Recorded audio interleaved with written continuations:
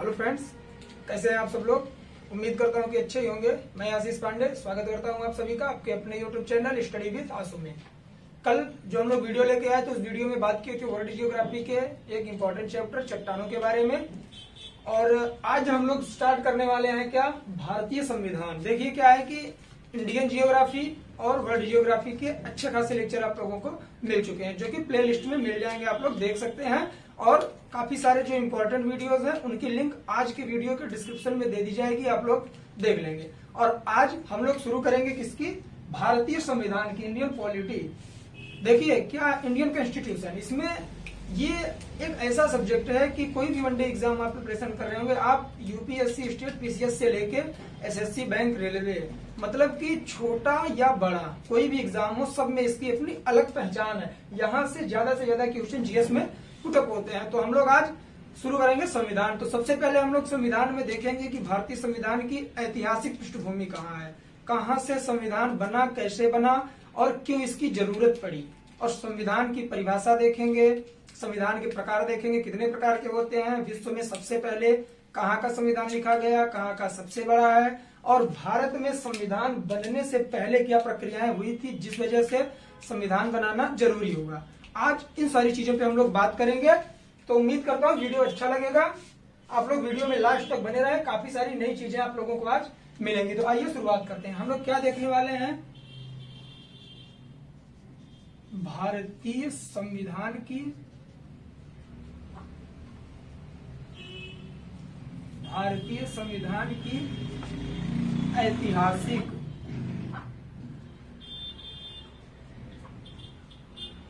पृष्ठभूमि।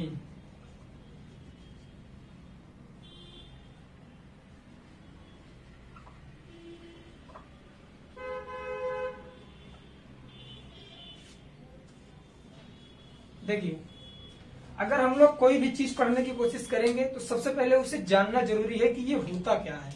ठीक है, जैसे हम लोग संविधान पे बात करने वाले हैं तो इसे सबसे, ऐसा तो है नहीं कि डायरेक्ट हम लोग संविधान सभा का गठन करके तुरंत संविधान बना देंगे, अनुच्छेद और धाराएं सब कुछ उसमें डाल देंगे, ऐसा नहीं है। सबसे पहले देखेंगे कि संविधान कहते किसे हैं और संविधान की जरूरत क्यों पड़ी, कितने प्रकार का संविधान होता है। तो आइए देखते हैं। सबसे पहले हम लोग संविधान का ये सामान्य सा परिचय देखेंगे कि संविधान कहते किसे हैं।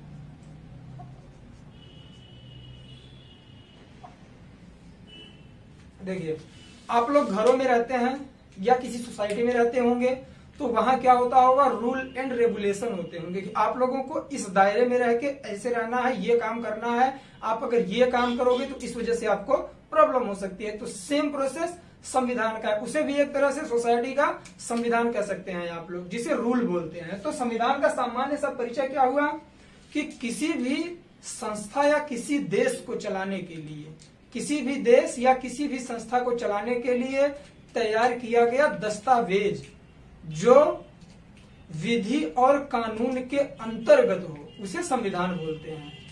फिर से रिपीट करते हैं, किसी भी देश अथवा संस्था को चलाने के लिए तैयार दस्तावेज जो विधि और कानून के अंतर्गत हो, उसे क्या कहते हैं, संविधान कहते हैं। ठीक है, संविधान मैं लिख देता हूं तो चीजें क्लियर हो जाएंगी।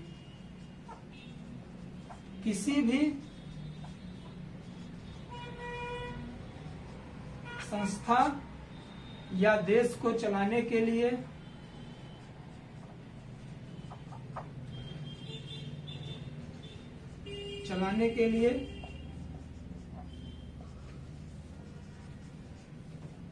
तैयार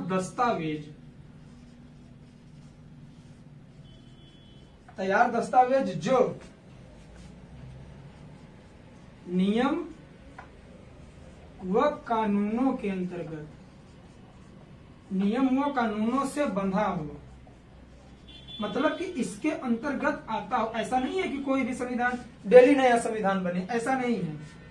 बना हो, बंधा हो, उसे संविधान कहते हैं। कितनी छोटी सी परिभाषा है, अगर आप लोग समझ लेंगे तो मैं लिख क्यों रहा हूं, जिससे कि तुरंत आप लोगों को याद हो जाए।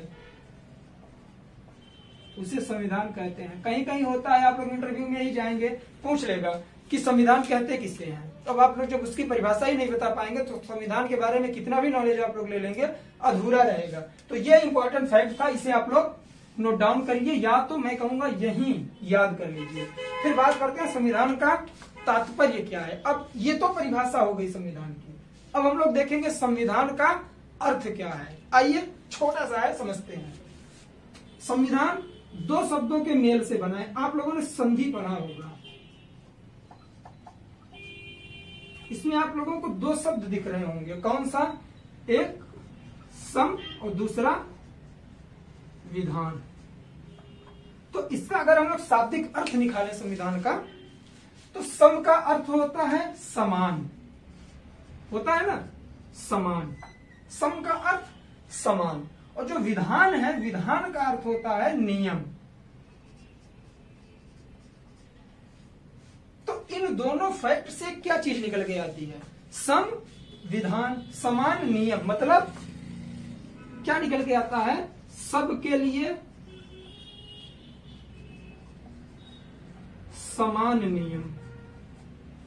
समझ में आ रही बात, सबके लिए समान नियम, ऐसा दस्तावेज जिसमें सभी व्यक्ति हों, उन्हें आप लिंग के आधार पर, साक्षरता के आधार पर या किसी और स्टेज पे ले जाके उसे आप लोग बांट नहीं सकते।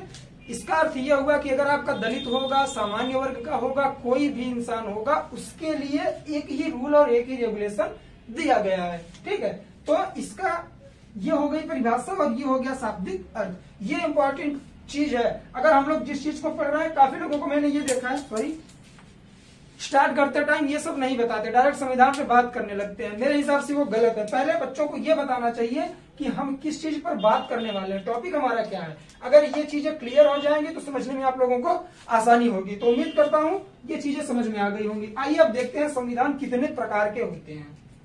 ठीक है, लास्ट तक वीडियो में बने रहिए। काफी सारी छोटी छोटी चीजें हो चाहे बड़ी चीजें हो, सब मैं आप लोगों को बताऊंगा यार, जिससे कि आप लोगों के माइंड में जो भी क्वेश्चन उठ रहा हो इसी वीडियो के अंतर्गत समाप्त हो जाए। संविधान की आधी अधूरी जानकारी देना संविधान के बारे में बताना नहीं है। आधी अधूरी जानकारी का मतलब कि डायरेक्ट हम संविधान का अनुच्छेद शुरू कर दें, भाग शुरू कर दें, नहीं, ऐसा नहीं है। पहले बात करेंगे कि ये है क्या। अब देखिए संविधान का प्रकार देखते हैं, कितने प्रकार के होते हैं संविधान। संविधान के प्रकार, आप अगर यूपीएससी की प्रिपरेशन कर रहे हैं या एसएससी बैंक की कर रहे हैं, सब के लिए बहुत इंपॉर्टेंट चीज है ये चीजें जानना, जो कि कॉन्स्टिट्यूशन की बेसिक चीजें हैं। संविधान के प्रकार, काफी लोगों को पता होगा संविधान दो प्रकार के होते हैं, सॉरी, फर्स्ट और सेकंड। पहला होता है अलिखित, सेकंड होता है लिखित।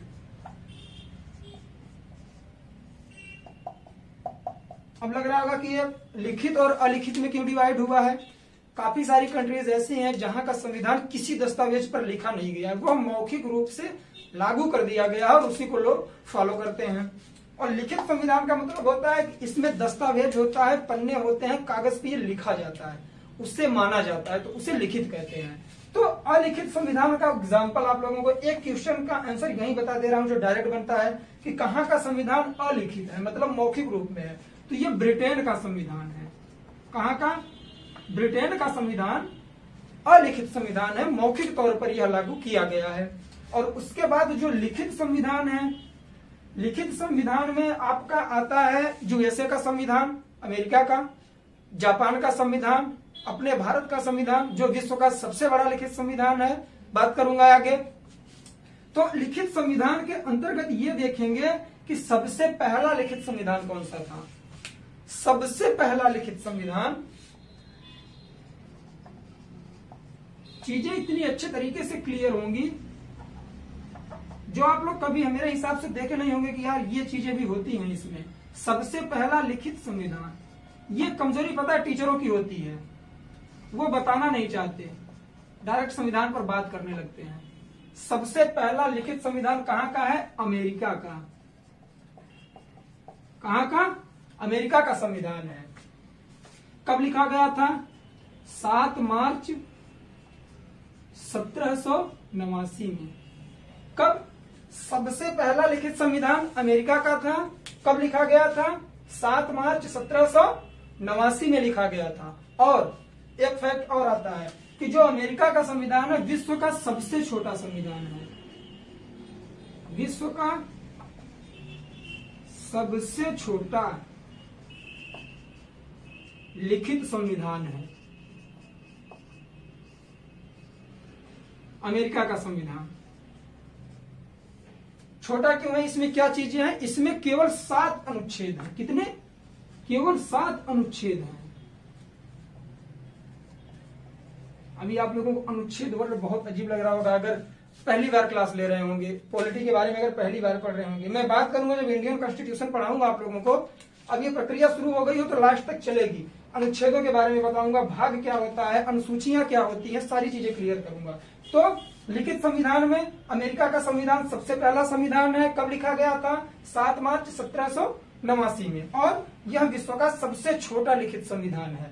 कितने अनुच्छेद हैं? केवल 7। इंपॉर्टेंट फैक्ट है, याद कर लीजिए आप लोग, ये इंपॉर्टेंट है। पूछता है कि निम्न में से कहां का संविधान अलिखित है? ऑप्शन दे देगा। Option A USA America, option B India, option C Japan, option D Britain. तो कहां का है? ब्रिटेन का। ठीक, तो ये चीजें आप लोगों को क्लियर हो गई होंगी। अभी लिखित संविधान में देखेंगे कि ये जो यूएसए है, ये जियोग्राफी के वीडियो में आप लोगों ने देखा था कहां है? नॉर्थ अमेरिका में है, उत्तरी अमेरिका में है। ठीक, अब देखेंगे एशिया, क्योंकि हम लोग एशिया में रहते हैं ना, तो एशिया की बात करना जरूरी है। एशिया का सबसे पहला लिखित संविधान कौन सा है? एशिया का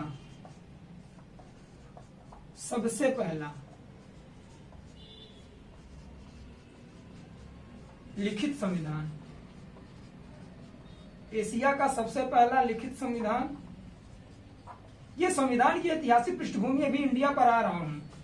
एशिया का सबसे पहला लिखित संविधान कहां का है? अपना जापान का। कहां का? जापान का। कब लिखा गया था ये? 1860 में। एशिया का जापान, सॉरी, एशिया का संविधान, पहला लिखित संविधान, एशिया का सबसे पहला लिखित संविधान जापान का है, जो कब लिखा गया था? 1860 में। और इस जापान के संविधान को, इंपॉर्टेंट फैक्ट है, इसे जापान के संविधान को, जापान के संविधान को, मैं सारी चीजें इसलिए लिखता हूं कि आप लोग नोट्स भी बनाना स्टार्ट कर दीजिए। जापान के संविधान को क्या बोलते हैं? शांति संविधान बोलते हैं। ये इंपॉर्टेंट है, यूपीएससी लेवल में पूछता है। शांति संविधान कहते हैं। एशिया का सबसे पहला लिखित संविधान कौन सा है? जापान का। और कब लिखा गया था? 1860 में। और इसे क्या बोलते हैं? शांति संविधान। इंपॉर्टेंट है, क्वेश्चन बनता है कि कहाँ के संविधान को शांति संविधान कहते हैं? जापान के संविधान को। तो इतनी फैक्ट आप लोगों ने देख ली कि अमेरिका लिखित संविधान के तहत, देखिए संविधान के 2 प्रकार, पहला अलिखित, कहाँ का है? ब्रिटेन का है, जिसका कोई दस्तावेज नहीं होता, मौखिक तौर पे होता है। दूसरा लिखित संविधान। लिखित संविधान के अंतर्गत सबसे पहला लिखित संविधान कहाँ का था? यूएसए का था। और कब लिखा गया था? 1789 में। सबसे छोटा संविधान है, केवल 7 अनुच्छेद हैं। और अब हम लोग बात करते हैं एशिया में। एशिया का सबसे पहला लिखित संविधान कहाँ का है? जापान का है। कब लिखा गया? 1860 में लिखा गया। और इसे क्या बोलते हैं? शांति संविधान। शांति संविधान आप लोग याद रखिएगा। अब बात करेंगे, मैंने अभी आप लोगों को बताया कि जो भारत का संविधान है हमारा, ये भी क्या है? लिखित संविधान है। तो भारत के संविधान का बात करने वाले हैं हम लोग। बहुत इंटरेस्टिंग चैप्टर है भारत का संविधान। अब इसमें फैक्ट जो निकलेंगे, हर फैक्ट से क्वेश्चन पुटअप होता है। पहला फैक्ट क्या है? विश्व का सबसे बड़ा, विश्व का सबसे बड़ा लिखित संविधान, विश्व का सबसे बड़ा लिखित संविधान कहां का है? अपने भारत का सबसे बड़ा लिखित संविधान।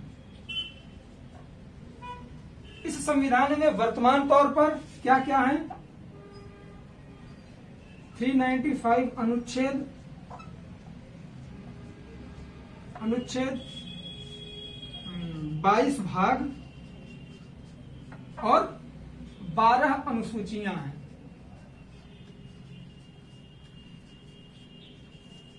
12 अनुसूचियां हैं। अगर आप लोगों ने भारतीय संविधान के बारे में थोड़े से भी फैक्ट पढ़े होंगे तो ये फैक्ट जरूर आप लोगों के पास निकल के आया होगा कि भारत का जो संविधान है वह मुख्य तौर पर केवल भारतीय तौर पर नहीं लिखा गया था, अपने बेस से सारी चीजें लेकर इसमें नहीं लिखी गई थी। और भारतीय संविधान का बेस एक तरह से देखा जाए तो 1935 का जो अधिनियम बना था उससे भी काफी सारी चीजें ली गई हैं। और हमारा जो संविधान है विश्व के तकरीबन 60 देशों से मिक्स करके 60 देशों का संविधान पढ़ के तब ये संविधान लिखा गया है। तो ये फैक्ट निकल के आता है कि भारतीय संविधान को उधार का थैला बोलते हैं। भारतीय संविधान को उधार का थैला बोलते हैं। क्यों? मैंने बताया आप लोगों को कि ये अपने आप से द्वारा निर्मित पूर्णतः नहीं है, यह कई सारे देशों से लिया गया है। तकरीबन 60 कंट्रीज का संविधान पढ़ के उसमें से जो अच्छी अच्छी चीजें थी, जैसे आपका हो गया नीति निर्देशक तत्व हो गया, आपके मूल अधिकार हो गए, मौलिक कर्तव्य, सारी चीजें अदर कंट्री से लाके इसमें रखी गई हैं। उन पे बात करूंगा कब? जब संविधान का निर्माण होगा हम लोगों का 2 से 3 वीडियो के बाद। तो इसे क्या बोलते हैं? उधार का थैला।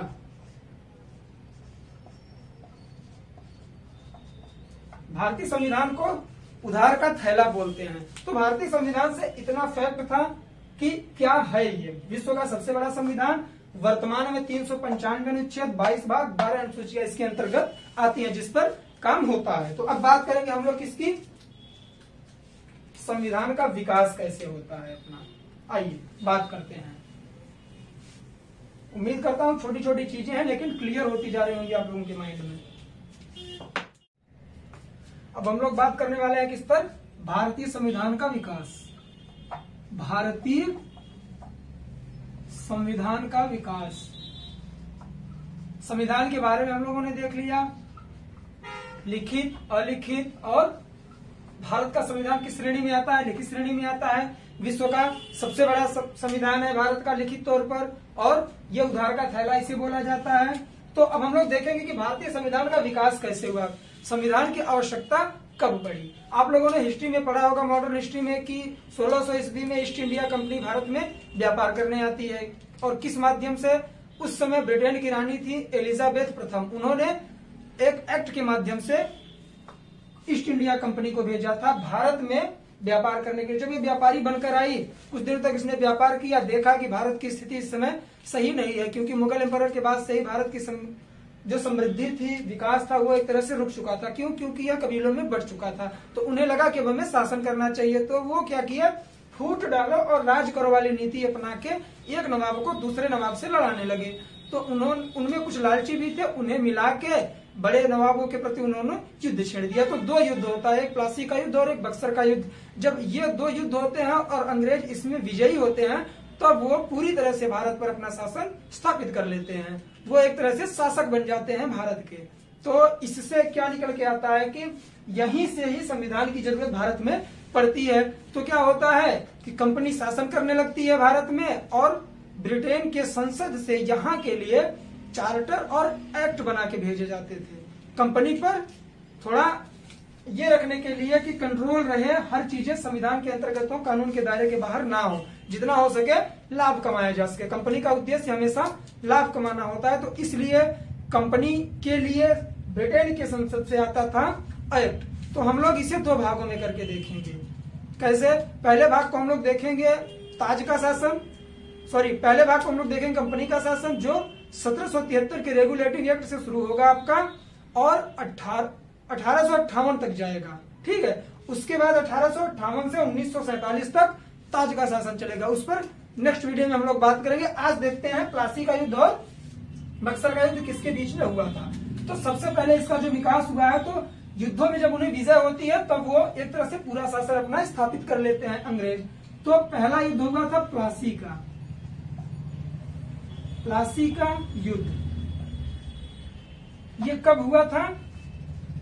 1757 ईस्वी में।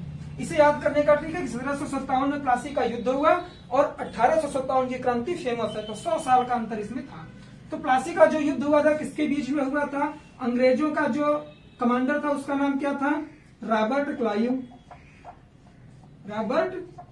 क्लाइव और बंगाल के नवाब के खिलाफ। ये मैं युद्ध क्यों बता रहा हूं? क्योंकि यहां से क्वेश्चन बनता है। बंगाल के नवाब सिराजुद्दौला के खिलाफ। सिराजुद्दौला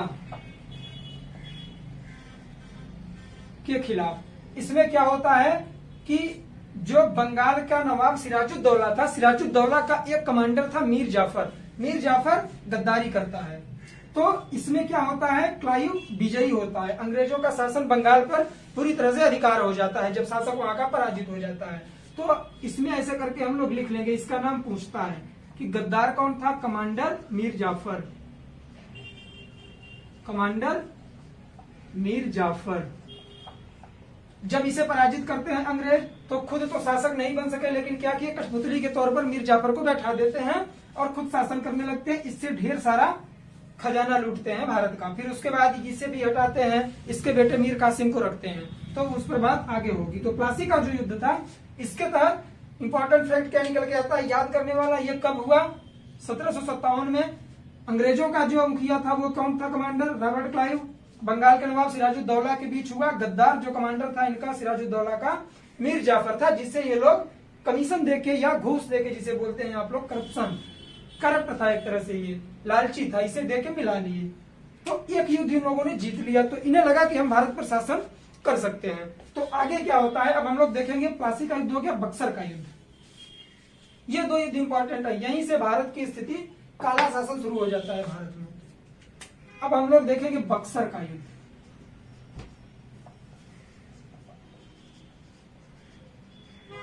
बक्सर का युद्ध कब हुआ था, वो 1757 में हुआ था। 1757 के बाद 1764 में हुआ था। कौन सा, बक्सर का युद्ध। कैसे, 57 में 7 ऐड कर दीजिए आप लोग, 57 में 7 ऐड करेंगे 64 हो जाएगा। 1764 में बक्सर का युद्ध होता है। जब बक्सर का युद्ध होता है तो अंग्रेजों की तरफ से कौन था कमांडर, टॉमस मुनरो। बक्सर का युद्ध किसके बीच में हुआ था, टॉमस मुनरो। और भारत में उस समय जो नवाब थे, एक नवाब थे आपके कौन, बंगाल के नवाब, जो अभी मैंने आप लोगों को बताया मीर जाफर। मीर जाफर के लड़के को हटा के मीर कासिम को बनाया गया था। और अवध के नवाब थे सुजाउद्दौला। अवध के नवाब सुजाउद्दौला। बंगाल का नवाब कौन सा, मीर कासिम, मीर जाफर का लड़का। और एक मुगल सम्राट जो पूरी तरह से हीन व्यक्ति था, कौन था, शाह आलम द्वितीय। 3 सेनाएं संयुक्त रूप से अंग्रेजों के खिलाफ मोर्चा छेड़ती हैं और अंग्रेज इसे पराजित कर देते हैं। तब इन्हें पूरी तरह से भारत पर अधिकार मिलता है, तब जाके एक्ट के लिए डिमांड होती है। तो देखेंगे टॉमस मुनरो और अवध के नवाब। अवध का नवाब कौन था, सुजाउद्दौला। सिराजुद्दौला बंगाल का नवाब था रॉबर्ट क्लाइव के समय, प्लासी के युद्ध में। और सुजाउद्दौला कौन था, अवध का नवाब था बक्सर के युद्ध में। इसी में कंफ्यूजन होता है, ऑप्शन में सिराजुद्दौला सिराजुद्दौला दोनों दे देता है। और फिर कौन, बंगाल का नवाब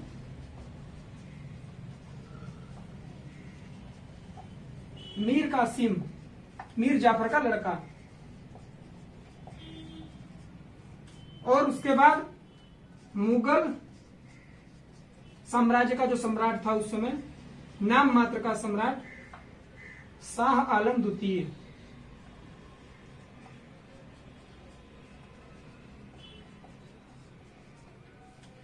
इन तीनों की सेना संयुक्त रूप से मिलकर किससे भिड़ती है, टॉमस मुनरो से।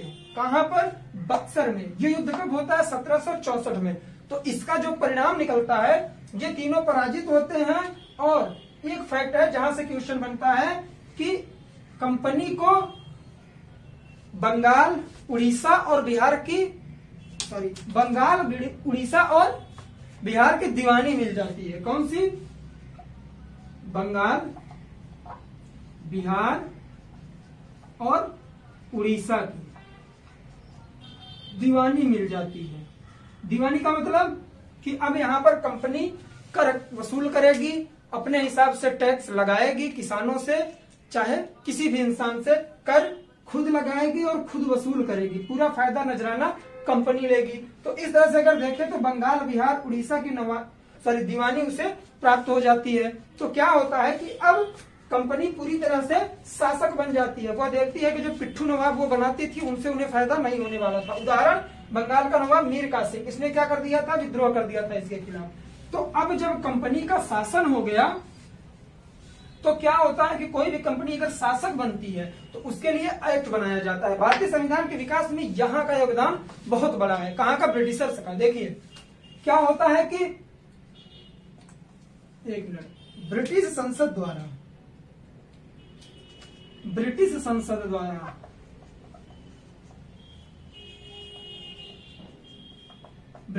द्वारा ईस्ट इंडिया कंपनी के लिए क्या बनाया जाता है? कुछ एक्ट और चार्टर भेजे जाते हैं जिसके तहत यह भारत पर शासन करेगी। तो वो क्या होता है, अब यहीं से संविधान का निर्माण शुरू हो जाता है। अपने भारत का वर्तमान संविधान नहीं, लेकिन संवैधानिक पृष्ठभूमि, केंद्रीय शक्ति का उद्गार यहीं से होता है। स्टार्टिंग यहीं से है। कहां से? प्लासी और बक्सर के युद्ध में जब अंग्रेज विजयी होते हैं तो उन्हें लगता है कि अब हमारा टक्कर लेने वाला भारत में कोई नवाब नहीं बचा है, अब हम यहाँ पूरी तरह से शासन कर सकते हैं। तो यहीं से विकास हुआ। और ब्रिटिश संसद जो इसके लिए भेजती थी, क्या भेजती थी? चार्टर और एक्ट। चार्टर और एक्ट ब्रिटिश संसद भेजती थी ईस्ट इंडिया कंपनी के लिए, क्योंकि जब ये व्यापार करने आए थे तो ईस्ट इंडिया कंपनी के रूप में ही आए थे 1600 ईस्वी में। ईस्ट इंडिया कंपनी के लिए चार्टर और एक्ट ब्रिटिश संसद भेजती थी।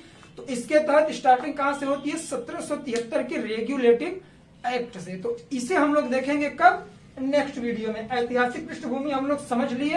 अब संविधान की रूपरेखा, जितने एक्ट आए थे, उससे एक इंपॉर्टेंट फैक्ट है कि जो 1773 से एक्ट शुरू होता है, ये आपके 1857 तक एक्ट या चार्टर आता है। और इसे हम लोग बोलते हैं कंपनी का शासन, जो संसद बना के, ब्रिटिश का संसद बना के देती है ईस्ट इंडिया कंपनी के लिए। जब 1857 की क्रांति होती है तो उसके बाद भारत के संविधान में, भारत के कंपनी के शासन में एक तरह से भूचाल आ जाता है, अंग्रेज परेशान हो जाते हैं। तो क्या होता है, तब सीधा 1858 से भारत का शासन क्राउन के हाथ में चला जाता है, ब्रिटिश क्राउन शासन करने लगता है। उसे कहते हैं ताज का शासन। इसे दो भागों में हम लोग डिवाइड कर देते हैं। कहां का? कंपनी का शासन। पूछता है कंपनी का शासन कब से कब तक था? कंपनी का शासन 1773 से 1858 तक। और ताज का शासन मतलब ब्रिटिश क्राउन का शासन शुरू हो गया था। ताज शासन 1858 से 1947 तक, जब हमारी कंट्री आजाद हुई थी। तो ये जो दो चीजें हैं, इस 1773 के रेगुलेटिंग एक्ट के बाद 1858 तक में काफी सारे एक्ट और चार्टर भारत में आए थे। उन पर हम लोग बात करेंगे कल के वीडियो में, और नेक्स्ट वीडियो में बात करेंगे ताज का शासन जो था 1947 तक का। तो 2 लेक्चर आएंगे। उसके तहत भारतीय संविधान की पृष्ठभूमि पूरी तरह से बेसिक से लेकर हाई लेवल तक कंप्लीट हो जाएगी आप लोगों की। अगर आप लोग एसएससी, बैंक, रेलवे, यूपीएससी चाहे जिसकी प्रिपरेशन कर रहे होंगे, यहाँ से क्वेश्चन आप लोगों को मिल जाएंगे। तो उम्मीद करता हूँ ये वीडियो अच्छा लगा होगा। अगर वीडियो अच्छा लगा हो तो लाइक करिए, दोस्तों में शेयर करिए, नए हो चैनल को सब्सक्राइब करिए। मिलते हैं कल के नेक्स्ट वीडियो में, तब तक के लिए जय हिंद, जय भारत, बाय बाय। ख्याल रखिए आप लोग अपना।